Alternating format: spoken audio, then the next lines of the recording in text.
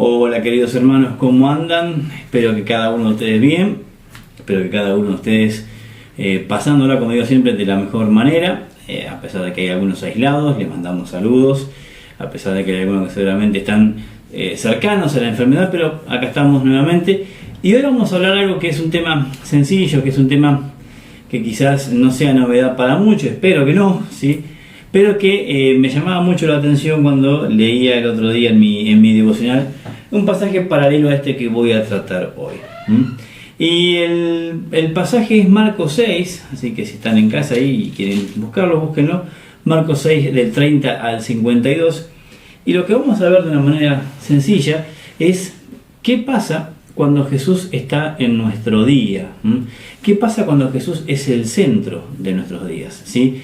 Se trata de un pasaje con todas instancias conocidas. En algún otro momento yo los he tocado, este pasaje en sus diversas partes. Y me interesa ver en este momento, en este tiempo, ¿sí?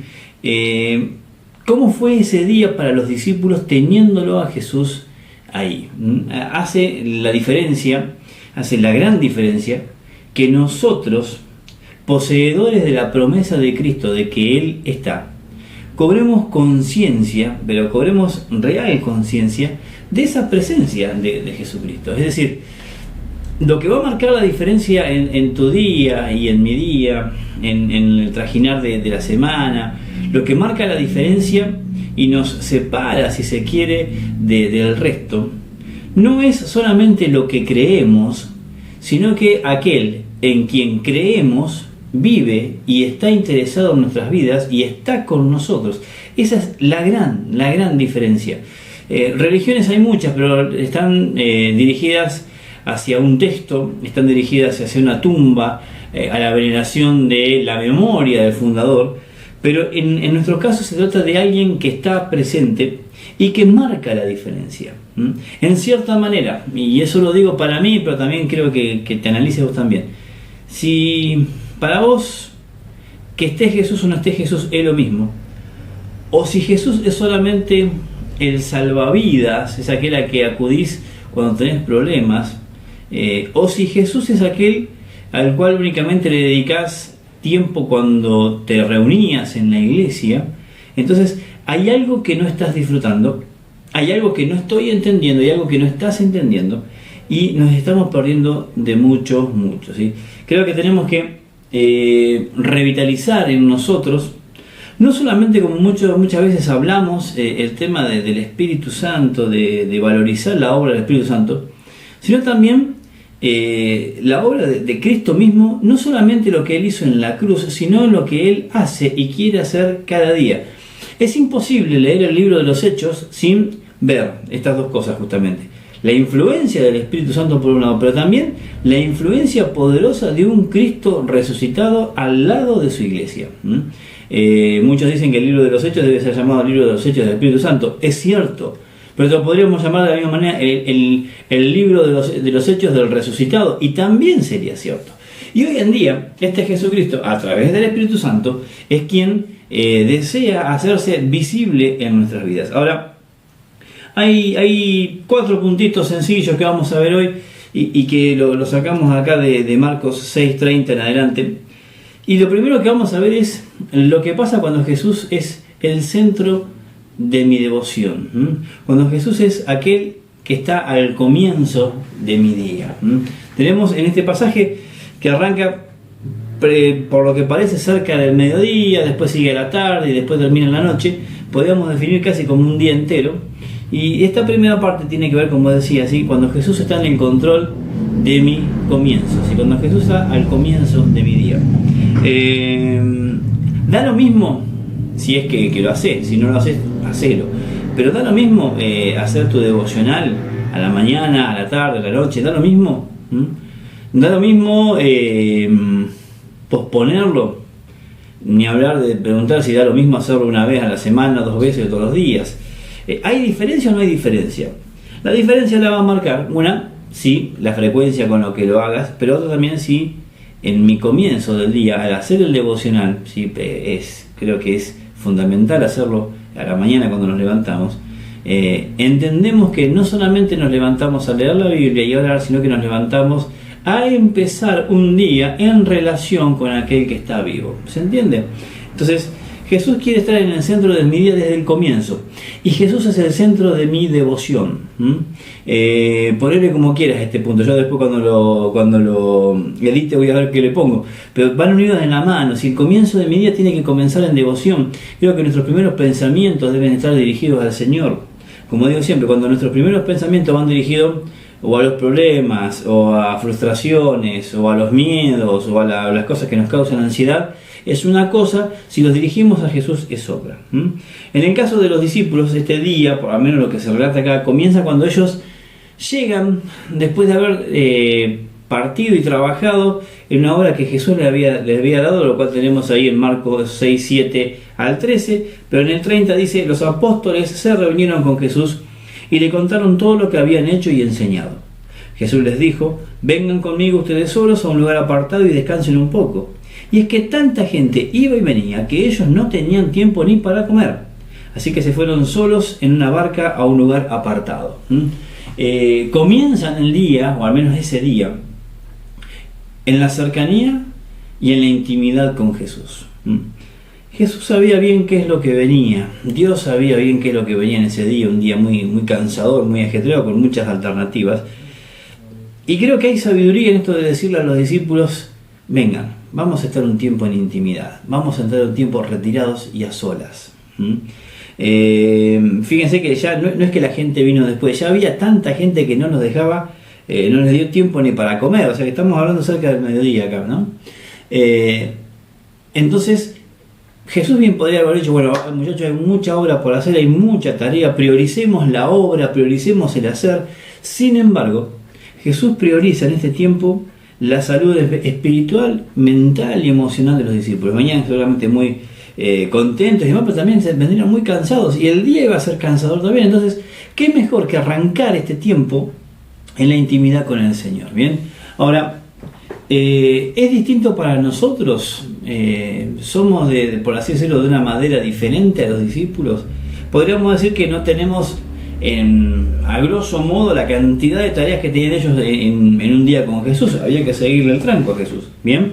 Pero sí, es algo que tenemos que entender, que necesitamos lo mismo que necesitaban los discípulos, porque somos en esencia iguales a ellos. Nos falta conocimiento como ellos, nos falta fuerzas como ellos, nos falta discernimiento como ellos. Entonces, creo que arrancar el día sin haber puesto mi día, a Cristo en el centro de mi día al comienzo, y sin haberlo puesto a Jesús como el centro de mi devoción, como aquel con el cual voy a estar transitando en adoración todo el día, la cosa cambia. Por experiencia lo sabés seguramente, si te ha pasado, o a mí me ha pasado, de comenzar el día y por ahí, y porque arrancaste con esto, con aquello, con lo otro, pospusiste ese momento, y después el día no es lo mismo. Entonces, Jesús quiere estar en el centro de nuestro día y en el centro de nuestra devoción. Pasa lo mismo cuando venimos a cantar al templo. No es lo mismo cantar una canción porque lo sabes, que cantársela a Jesús, a Dios. No es lo mismo, no causa, no tiene el mismo efecto espiritual. Date cuenta, muchas veces empezaste a cantar una canción, la terminaste, y si te preguntan qué canción cantaste después, ni te enteraste, porque estabas pensando en otra cosa. La cantaste porque la sabes de memoria, pero no se la cantaste a Jesucristo. Jesús quiere estar en el centro de tu día. Jesús quiere estar en el centro de tu devoción. Ahora, después el día transcurre, esa misma gente que había llegado todavía estaba, y el Señor los ve, les da compasión, y en el 35 le dice a los discípulos: el tiempo pasó y se hizo tarde, así que sus discípulos, mejor dicho, lo que hablan primero son los discípulos, ¿no? Sus discípulos se acercaron a él y le dijeron: ya es muy tarde y en este lugar no hay nada. Despedí a esta gente para que vayan a los campos y aldeas cercanas y compren algo para comer. Y Jesús les respondió: denles ustedes de comer. Y ahí empieza toda una discusión que depende del evangelio que leas, van a tener más o menos alternativas, pero la idea es que los discípulos se encuentran, ¿sí?, habiendo pasado ya ese tiempo de descanso con el Señor, con que la rueda no paró de girar, y que ahora se tenían que enfrentar con una tarea, y una tarea que evidentemente sobrepasaba sus fuerzas. pero ellos estaban olvidando algo, ¿bien? Jesús no les estaba pidiendo que ellos hicieran un milagro, sino que ellos tuvieran la fe suficiente como para hacer que esa situación, en vez de salirse de control, pudiera ser controlada por Dios. Cuando Jesús los comisiona, y hoy decía el pasaje de Marcos 6, 7 al 12, dice que el resultado es que iban y predicaban para que la gente se arrepintiera, expulsaban demonios, ungían enfermos y se sanaban. Quiere decir que ellos habían experimentado en el nombre de Jesús, porque cuando iban en el nombre de Jesús, habían experimentado un poder sobrenatural que era el que quizás tendrían que haber puesto en práctica ahora, pero de repente se encontraron con que empezaron a admirar más lo que no tenían, lo que no podían, y no tanto aquel que sí estaba con ellos. Imagínense, si yendo a predicar lejos de Jesús, porque Jesús los mandó por las aldeas y ciudades de Israel, si yendo a predicar por esos lados pudieron hacer lo que hicieron, ¿cuánto más no podrían haber hecho con Jesús ahí? Creo que quizás el tema es que ellos quizás o no habían terminado de descansar bien, o quizás no habían aprendido bien las lecciones de lo que había pasado anteriormente, y quizás pensaban que, bueno, sacar demonios, sanar enfermos es una cosa, pero darle de comer a tanta gente es otra. Y evidentemente para Jesús era exactamente lo mismo, era una obra de misericordia para con la humanidad. Bien, entonces los discípulos se encuentran con esto. Ahora, Jesús quiere estar en el centro de tu servicio. Jesús quiere estar en el centro de aquello que hagas. Hay un termómetro que son las fuerzas y el estrés. Si todo lo que haces, sea para la iglesia, o sea en tu casa, en el laburo, en el estudio, te tiene demasiado estresado, demasiado cansada, no ves fruto, y es más, llegaste a un punto como de hastío, de no querer saber más nada, seguramente estás haciendo todo con tus propias fuerzas. La tarea te parece demasiado difícil, demasiado cuesta arriba, y no ves frutos, como decía recién, seguramente porque estás dejando afuera a Jesús en esta ecuación. Bien, los discípulos acá también empezaron a sentirse horrorizados, veían, no contaban la gente, pero veían que eran un montón de gente y decían, ¿y ahora cómo los alimentamos? Bueno, estaban viendo la situación con sus ojos y pensando en lo que ellos podían hacer, cuando Jesús estaba llamándolos a que piensen en lo que podían hacer junto con Él. Bien, hay muchas cosas que entendemos que Jesús nos ha dado, una familia, un trabajo, un estudio, un ministerio, que muchas veces lo acometemos con nuestras propias fuerzas y después llegamos cansados. Y Jesús nos dice, bueno, pero tenés que continuar, y nosotros como que también nos miramos los bolsillos, nos miramos todos y decimos, pero ¿cómo querés que sigamos? Y la idea es que no sigamos solos, sino que sigamos junto con Él. Jesús en el centro del comienzo de tu día, Jesús en el centro de tu devoción, Jesús en el centro de tu servicio. Como dije, no importa si trabajas en tu casa, si trabajas en una escuela, en un almacén, carnicería, sos albañil, piloto, lo que seas. La Biblia dice que todo lo que hagamos tenemos que hacerlo en el nombre del Señor Jesús. Es decir, nos toca lo mismo que les tocaba a los discípulos. Y hay veces, y hay días que se ponen como, dicen algunos, es como remar en dulce de leche, y se va a poner más duro si nosotros pensamos que somos nosotros los que tenemos que generar con nuestras fuerzas, capacidades y demás todo lo que tiene que pasar, y no nos damos cuenta que la tarea nuestra siempre es espiritual. No me sale la palabra, pero no prolonguemos en el tiempo el error de pensar que hay ciertas cosas que son espirituales y otras cosas que no. En tanto y en cuanto somos hijos de Dios, todo lo que hagamos es espiritual.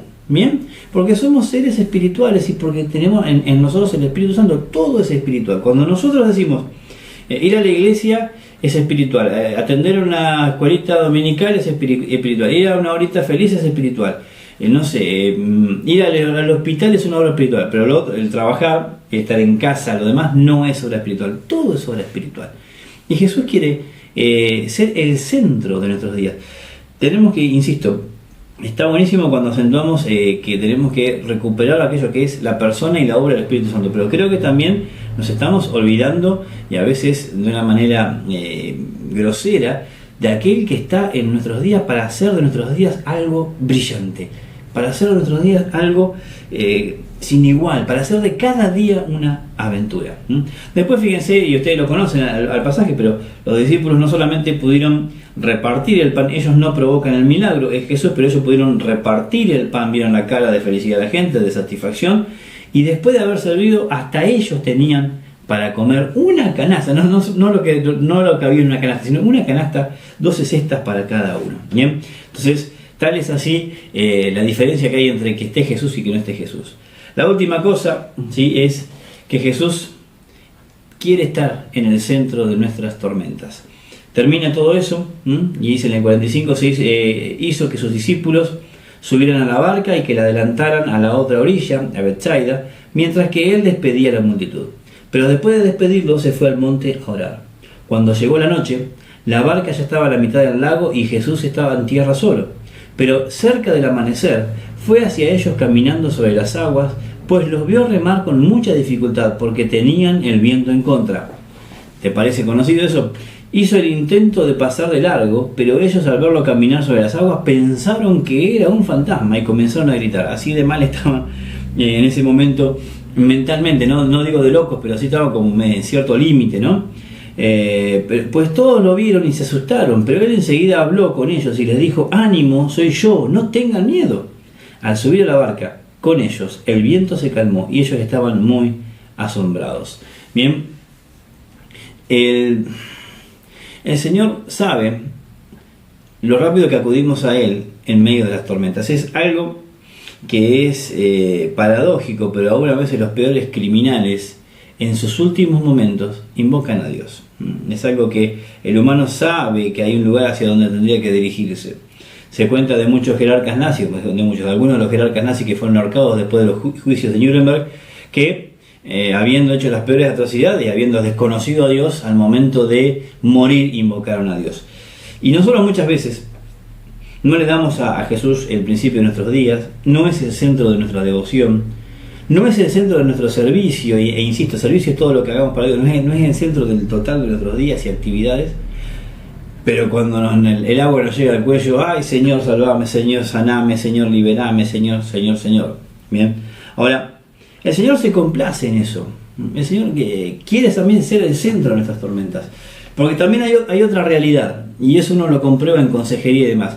Hay personas, hermanos, que atravesando dificultades, atravesando verdaderas tormentas, en lugar de aferrarse a Dios, lo dejan fuera de la ecuación nuevamente.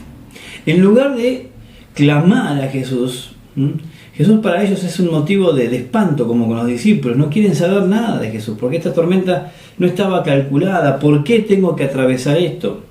¿Por qué me está pasando esto? Y no nos damos cuenta de que cuando Jesús nos manda a un lugar y estamos atravesando una tormenta, Él está, parece que no está. Los discípulos lo habían visto en la orilla, había quedado en la orilla ya despidiendo a la gente, después se fue al monte, pero Jesús siempre estuvo.